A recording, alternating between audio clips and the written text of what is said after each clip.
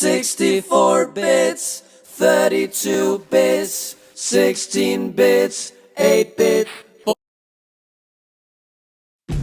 3, 2, 1, Go trade for a new Honda today.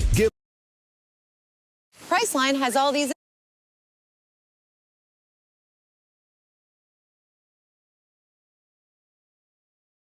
"31 tiny texture updates Minecraft should add." Minecraft's textures have changed significantly over the years, but even with all that growing up, there's still some small things that the game could fix. So today, let's take a peek at the overlooked details that could use some polishing. And hey, the YouTube Sasquatch bets that you can't subscribe to the channel before I crash my Elytra. So to prove them wrong, land on that red sub button down below. It's free, and it helps out a ton. Number 1. Now, this tweak is an old favorite, but for good reason. Because if you've played with connected textures before, then you've realized just how clean these can look. And it makes sense too. After all, who would do their bookshelf like this when you could have something like this? And whether this is done with iron blocks, glass, or even planks entwined like so, some form of connected textures would be a game changer. Number 2. Redstone is great, but sometimes it's not always obvious. For example, if we have a target block and you want to know what pulse your shots give off, then the only way to find out is through F3 screens or counting yourself. Not exactly ideal. So instead, what if variable blocks like targets or daylight sensors gave a clear readout of their signal? Then we can ditch the guessing and just get to the building.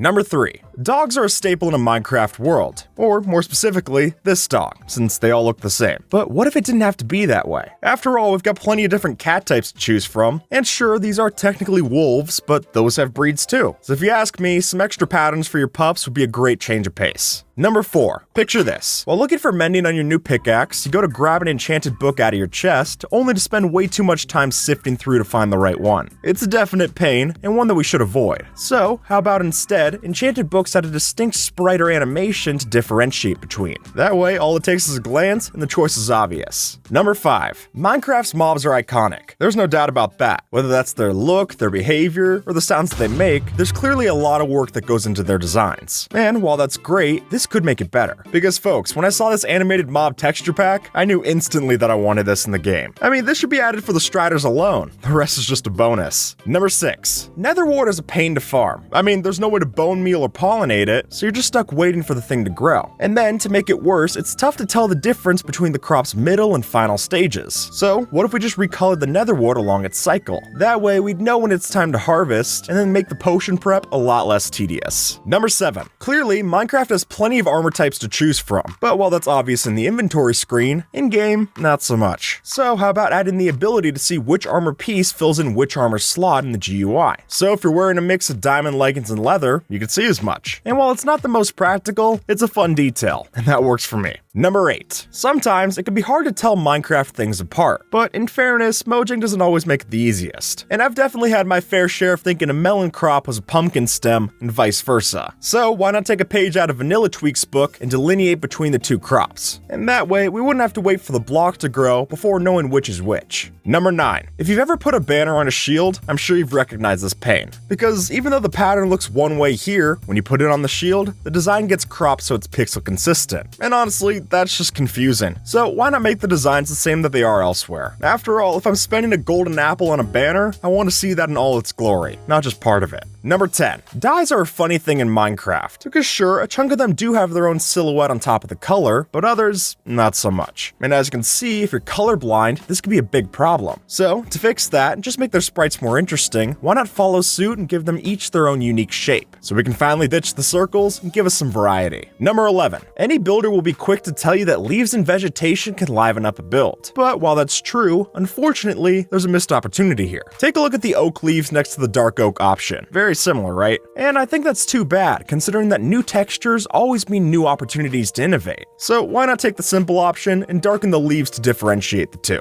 Number 12. Now, this change probably needs an asterisk, because while it would be great to have more variation in